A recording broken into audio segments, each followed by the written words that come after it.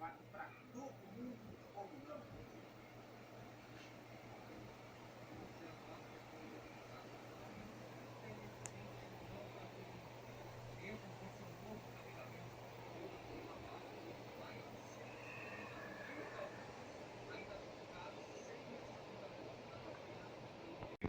E tá, é a mesma situação que está causando essa falta da Coronavac também. Ou seja, as duas vacinas que mais estão sendo aplicadas aqui no Rio Grande do Sul, no Brasil, desculpa, vão ficar com a fabricação paralisada pelo menos nos próximos dias. Glauco, a gente está aqui no posto de saúde modelo para mostrar a situação. Tem bastante gente aí, né? Olha só, aqui tem bastante gente, Glauco, mas está tranquilo. O pessoal chega, se identifica ali, rapidamente